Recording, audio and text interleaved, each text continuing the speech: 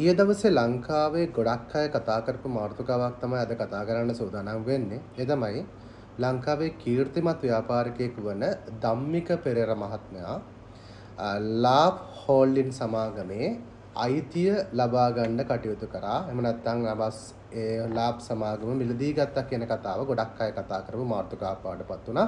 කොටස් වෙළඳපොළටත් ඒක දැඩි ලෙස බලපෑවා. ඒ අනුව ලාබ් සමාගමේ කොටස් වල මිල ඉතාමත්ම වේගෙන් ඉහළ යාමකට කටයුතු කරා. ඇත්තටම මෙතනදී මොකද්ද වුනේ?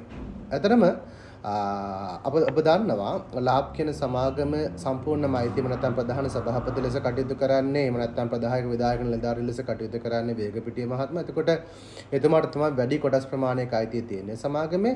හැබැයි ඒ සමාගමේ උපසභාපතියෙකු ලෙස කටයුතු කරපු තිලක්ද සිල්වා කියන මහත්මයාට අයිතිලා තිබෙන කොටස් ප්‍රමාණයකින් 40ක කොටස් ප්‍රමාණයක් ධම්මික පෙරේර මහත්මයා මිලදී ගැනීමක් කරනවා. එතකොට සමාගමක අයිතිය ලබා ගන්න නම් 51කට වඩා වැඩි ප්‍රමාණයක් කොටස් වල අයිතිය ගන්න ඕනේ. හැබැයි මෙතනදී ඔහු ලබාගෙන තියෙන 40ක ප්‍රමාණයක් විතරයි ධම්මික පෙරේර මහත්මයා මේ වෙද්දී. ඉතින් ඔහු බලාපොරොත්තු වෙනවා කියනවා තව 10ක ප්‍රමාණයක් කොටස් ප්‍රමාණයක් මිලදී ගැනීමක් කරන්න.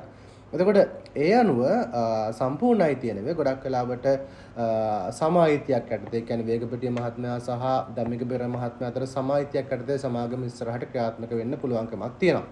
ඉතින් මේක ඇත්තටම හොඳ තත්ත්වයක් ව්‍යාපාර ශාස්ත්‍රයේ ඇති වෙනවා කියන එක විශේෂම ලාභ සමාගමකට ඇති වෙන්න පුළුවන් කියන එක වේගපිටිය මහත්මයා සඳහන් කරා. මොකද ධම්මික පෙරේර කියන මහත්මයා අප දන්නවා ලංකාවේ ඉන්න කීර්තිමත් ව්‍යාපාරිකයෙක්. ඔහු ගොඩක් වෙලාවට ඔහු ව්‍යාපාරවල සාර්ථකත්වයට පත් වෙලා තියෙන ඔහු ලබා ගන්නා ගොඩක් සමාගම් වල. ඉතින් මේ හවුල්කාරයත් එක්ක අර ලාභ සමාගමේ සංගවිලා තිබුණු තත්ත්වයන් ඉලියට අරගෙන ඊටමත්ම හොඳින් ක්‍රියාත්මක කරන්න පුළුවන් සමාගම බවට පත් වේ කියන එක ඔහු විශ්වාස කරනවා. ඉතින් කොටස් වෙළඳපොළට මේක ලොකු බලපෑමක් ඇති කරා. ලාභ සමාගමේ කොටස් වල මිල ඉතාමත්ම වේගෙන් ඉහළ යාමකට ලක් වුණා. එතකොට අද දවසෙත් අපිට පේනවා මේ සමාගමේ කොටස් වල මිල ඉහළ යාමක් දකින්න පුළුවන්කමක් තියෙනවා. අනුව ඔබ දන්නවා කොටස් වෙළඳපොලේ කොටස් මිලදී ගැනීම හරහා සමාගමක අයිතියක් ලබා ගැනීමේ හැකියාවක් තියෙනවා. කියන්නේ ඔබට තියෙන ප්‍රමාණය ඔබට තියෙන හැකියාව මත ඔබට පුළුවන්කමක් තියෙන අවශ්‍ය නම් යම් සමාගමක පූර්ණ අයිතිය උනත් ලබා ගැනීමේ හැකියාවක් තියෙනවා.